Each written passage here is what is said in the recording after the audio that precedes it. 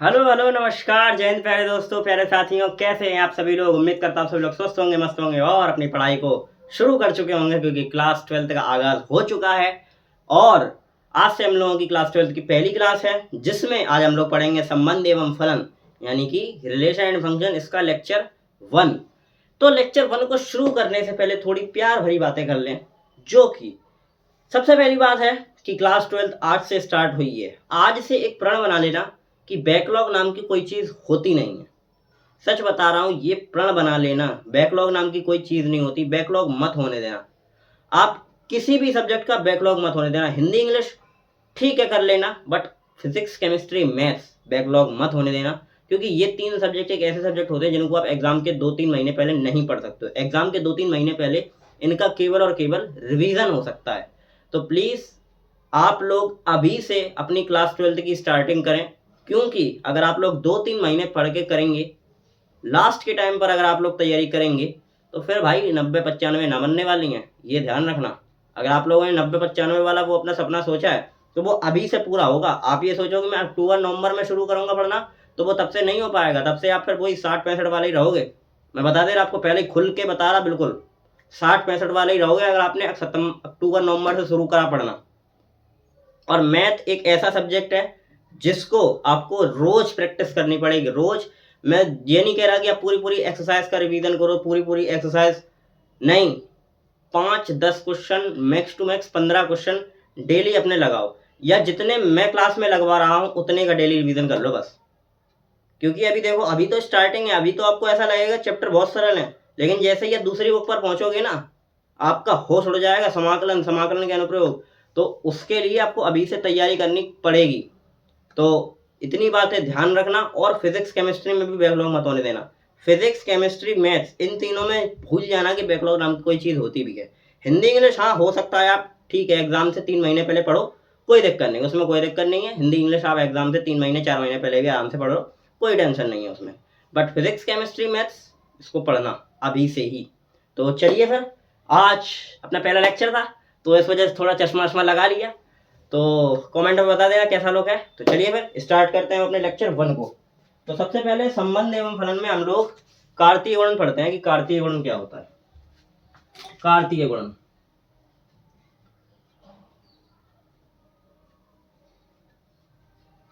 कार्तीय गुणन क्या होता है कि हमें जैसे दो समुच्चय दिए गए, एक समुच्चय में ए दिया गया, उसमें हमें 1 और 2 ये दो एलिमेंट दिए गए। हमें एक बी समुच्चय दिया गया, उसमें हमें ए कॉमा बी ये दो एलिमेंट दिए गए। हमसे कार्तीय गुणन पूछा। कार्तीय गुणन को इस तरीके से लिखते हैं ए क्रॉस बी। तो हमसे कार्तीय गुणन यानी कि ए क्रॉस बी पूछा है। कार्तीय गुणन मतलब इंग्लिश में इसको कहते हैं कार्टेशियन प्रोडक्ट, ठीक है। तो चलो कार्तीय गुणन देखो, पहले अवयव का पहले अवयव के साथ, 1 का ए के साथ, फिर 1 का बी के साथ, फिर ऐसे ही 2 का ए के साथ, फिर 2 का बी के साथ, ये हो गया हमारा कार्तीय गुणन, ठीक है। तो अब ये तो कार्तीय गुणन हो गया। अब यहां से संबंध की डेफिनेशन क्या बनती है। संबंध क्या होता है, रिलेशन। संबंध मतलब रिलेशन, यानी कि आर। आर जो होता है वो उपसमुच्चय होता है ए क्रॉस बी का। आर जो होता है, जो संबंध होता है, वो उपसमुच्चय होता है ए क्रॉस बी का। ये समुच्चय ए, ये समुच्चय बी है, इन दोनों के अवयवों का कार्तीय गुणन मिलाकर ही तो ये एक रिलेशन बना। ये एक रिलेशन तभी तो बना इन दोनों के गुणनफल से। गुणनफल मतलब कार्तीय गुणन से। तो अगर इसका अगर रिलेशन बनाना हो, तो इसका रिलेशन आप कैसे बनाओगे। मैपिंग मेथड आप लोगों ने पढ़ा होगा। तो मैपिंग मेथड क्या कहता है कि ये पहले अवयव का, ये दूसरे अवयव का, यहाँ पर 1 और 2 ले लो, और यहाँ पर ए और बी ले लो। 1 का है ए के साथ, ठीक है, फिर 1 का है बी के साथ, ठीक है, फिर 2 का है ए के साथ, फिर 2 का है बी के साथ, ठीक है। तो ये देखो, ये यहाँ से यहाँ पर एक आर यानी कि रिलेशन डिफाइन हुआ। तो यही होता है रिलेशन की डेफिनेशन, यानी कि जो संबंध होता है वो उपसमुच्चय होता है ए क्रॉस बी का, ठीक है। इतनी बात आप लोगों को समझ में आ गई होगी। ओके, अब देखो, आपको जैसे एक समुच्चय ए दिया गया, उसमें आपको अवयव दिए गए 1 2 3 4 से लेकर m तक। एक बी समुच्चय आपको दिया गया, उसमें आपको दिए गए ए, आपको उसमें अवयव दिए गए X Y Z dot dot dot N तक। तो मुझसे पूछा गया कि कुल संबंधों की संख्या क्या होगी। तो कुल संबंधों की जो संख्या होती है, कुल संबंधों की संख्या, कुल संबंधों की संख्या वो क्या होती है, 2 की पावर m इंटू n। जैसे कि हमें मान लो सेट ए में दिए गए 4 अवयव, सेट ए में हमको 4 अवयव दिए गए ए बी सी डी, ठीक है। हमको सेट बी में दिए गए हैं 1 2 3, ये 3 अवयव। हमसे पूछा है कि कुल संबंधों की संख्या बताओ, तो वो हो जाएगा 2 की पावर, ये 4 हो गया, ये 3 हो गया, तो 2 की पावर 4 इंटू 3 यानी कि 2 की पावर 12। तो इसका आंसर हो गया 2 की पावर 12। तो इस तरीके से हम लोग संबंधों की संख्या निकालते हैं। चलो, अब संबंधों की संख्या हो गई, कार्तीय गुणन हो गया। कार्तीय गुणन से हम लोगों ने संबंध की परिभाषा समझ ली। अब आ जाते हैं संबंध के प्रकार पर।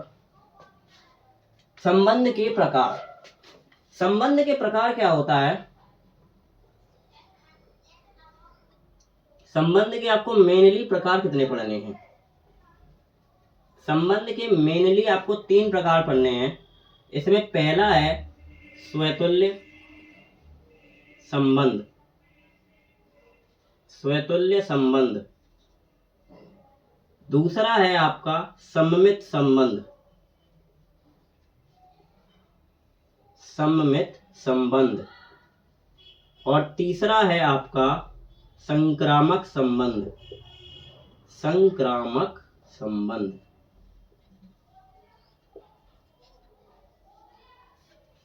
और जो इन, चलो वो चीज मैं आपको नेक्स्ट अभी थोड़ी देर में बताऊंगा। तो इतनी बातें आप लोगों को समझ में आ गई होंगी, आई होप सो।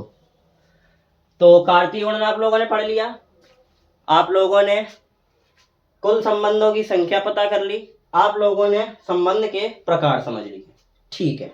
चलो, अब संबंध के प्रकार को एक एक करके मैं डिफाइन करता हूं। अगर आप लोगों को स्क्रीनशॉट लेना है तो इतने का आप लोग स्क्रीनशॉट ले सकते हैं, लीजिए स्क्रीनशॉट। चलिए अब मैं इसको इरेज कर रहा हूं।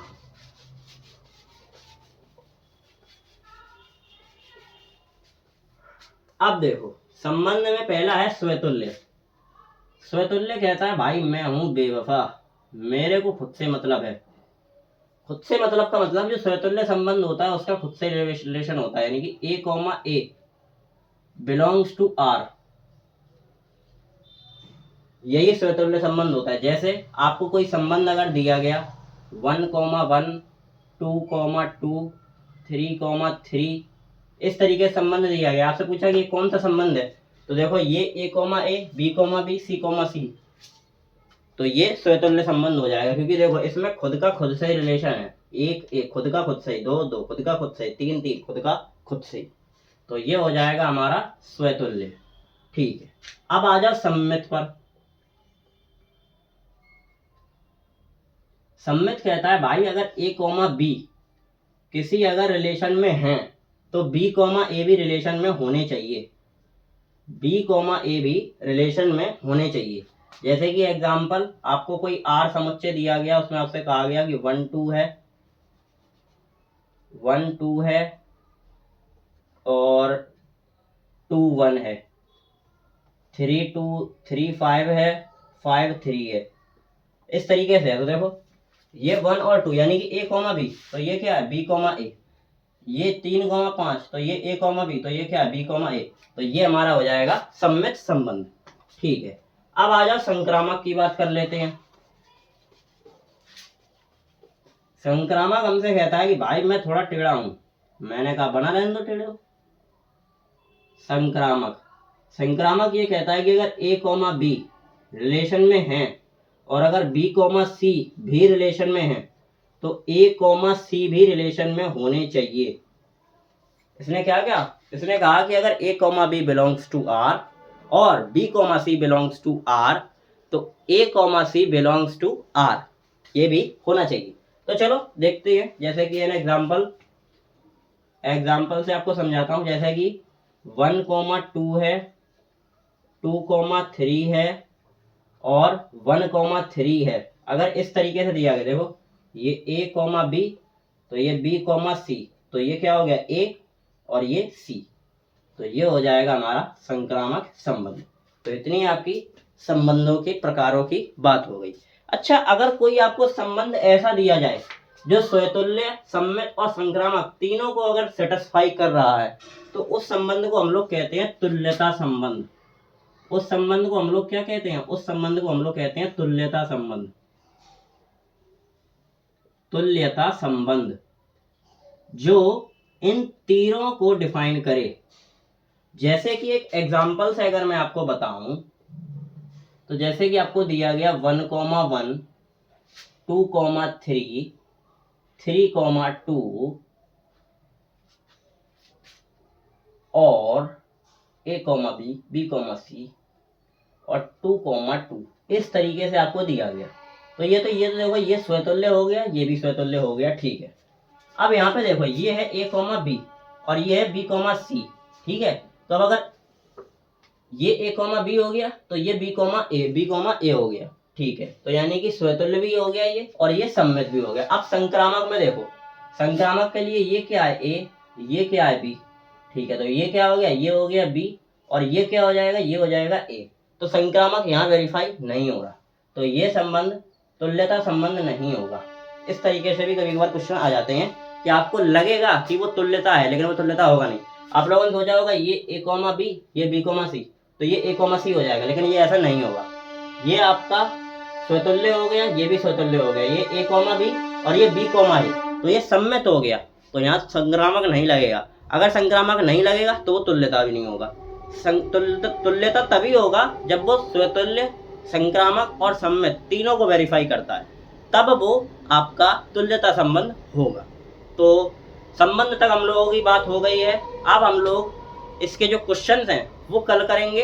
अब हम लोग इसका थोड़ा एक रिकैप ले लेना जो मैंने आज आपको पढ़ाया है। सबसे पहले मैंने आपको पढ़ाया कार्तीय गुणन। सबसे पहले मैंने आपको पढ़ाया कार्तीय गुणन। कार्तीय गुणन से मैंने आपको संबंध की परिभाषा बताई। संबंध की परिभाषा बताने के बाद मैंने आपको संबंध के प्रकार बताए।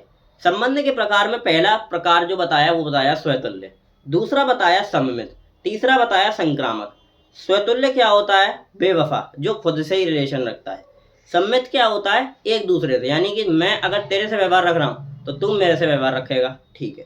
अच्छा, संक्रामक क्या होता है? संक्रामक का अपना अलग ही चल रहा है कि अगर मैं तेरे से रख रहा, तू किसी और से रख रहा, तो तू जिससे रख रहा उससे भी मैं रखूंगा, यानी कि A, B मैं और तुम, B, C यानी कि तुम और कोई और A, C यानी कि मैं और कोई और, यानी कि A, B belongs to R, B, C belongs to R, तो A, C भी बिलोंग्स टू R होने चाहिए। अच्छा, अगर स्वतुल्य, सम्मित, संक्रामक इन तीनों संबंधों को कोई वेरीफाई करता है तो वो तुल्यता संबंध हो जाता है। तो इतनी बातें हम लोगों ने आज सीखी। चलिए फिर, लाइट भी चली गई है, क्लास को यहीं पर एंड करते हैं। तब तक के लिए नमस्कार, जय हिंद।